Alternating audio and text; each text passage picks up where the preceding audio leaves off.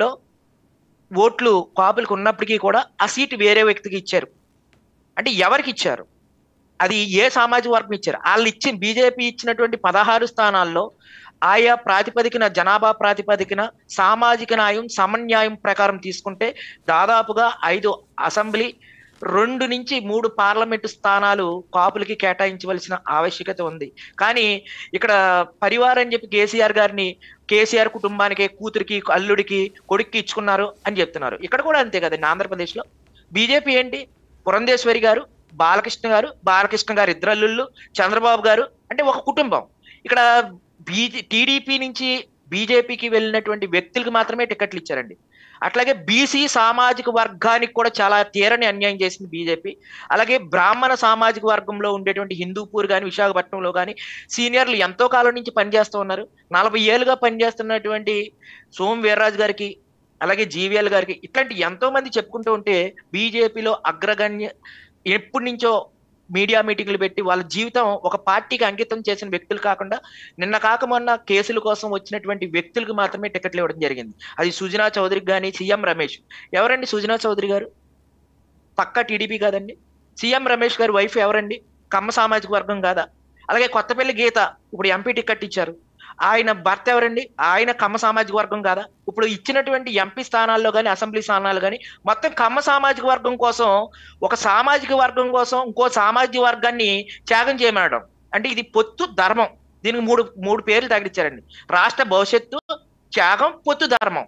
అంటే ఈ మూడు చెప్పి కాపుల యొక్క గొంతుకు నొక్కడం, బీసీల యొక్క గొంతుకు నొక్కడం, అలాగే బ్రాహ్మణ ఆర్యవైశ్య సామాజిక వర్గాలకు కూడా బీజేపీలో స్థానం లేకుండా ఒక సామాజిక వర్గానికి చెందిన వారు వాళ్ళ బంధువులకి 6 సీట్లు కేటాయించడం. సీఎం రమేష్ గారు, కొత్తపల్లి గీత గారితో సహా లెక్కేసుకుంటే సామాజిక వర్గాలు వేరైనా వాళ్ళంతా వాళ్ళ మూలాలన్నీ కూడా కమ్మ సామాజిక వర్గం మూలాలే అండి. అంటే ఏంటి? ఒక కులం కోసం, 4% ఉన్న ఒక కులం కోసం ఒక కేంద్రంలో ఉండేటువంటి ఒక బీజేపీ పార్టీని నాశనం చేయడం ఏంటి? అలా పురంధేశ్వరి గారు అలా బీజేపీలో ఏం చేస్తా ఉన్నారు? అసలు బీజేపీని ఏం చేయాలనుకుంటున్నారు? బీజేపీని ఏమన్నా ఆంధ్రప్రదేశ్లో టీడీపీలో విలీనం చేయాలనుకుంటున్నారా, లేదా మొత్తం కమ్మ జాగిరి చేయాలనుకుంటున్నారా అని మేము అడుగుతూ ఉన్నాం. ఏంటంటే ఒక కులం కోసం ఎన్ని కులాల్ని మీరు సీట్లు ఇవ్వకుండా చేస్తారు అని అడుగుతున్నాం. అటు బీసీలకి ఇప్పుడు పోతిని మహేష్ గారు చూస్తే ఆయన ఎంత కష్టపడ్డారో చూస్తున్నాం. ఆయన బీసీ సామాజిక వర్గం, అత్యధికంగా బీసీ సామాజిక వర్గం, కాపు సామాజిక వర్గం ఉన్న ప్లేస్ లో మీరు అక్కడ ఎవరికి టికెట్ ఇచ్చారండి? ఎవరి కోసం త్యాగం చేయాలి? ఎందుకు త్యాగం చేయాలి?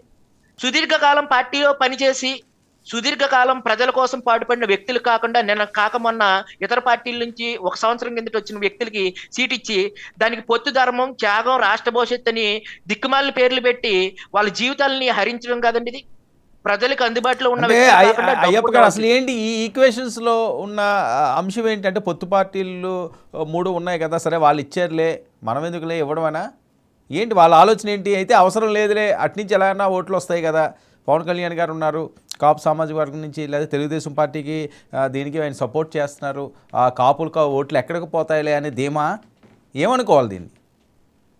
అంటే ఏంటంటే అండి, కాపులు కరివేపాకులు అంటే ఏంటంటే భారత రాజ్యాంగంలో అంబేద్కర్ గారు ఏ సామాజిక వర్గానికి ఎంత జనాభా ఉన్నారో అన్నే సీట్లు కేటాయించాలి, సామాజిక న్యాయం అనే పేరుతోటి రాజ్యాంగాన్ని రాశారండి.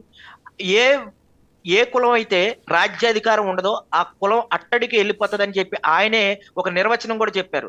అలాంటి బాబాసాహెబ్ అంబేద్కర్ యొక్క ఆశయాలతోటి ఈరోజు రాజ్యాంగం నడిపించబడుతుంది. ఆయన రాజ్యాంగానికి తూట్లు పడుతూ ఒక కులం అనేది అన్ని వర్గాల భవిష్యత్తుని కాలరాస్తూ ఉందండి ఆంధ్రప్రదేశ్లో.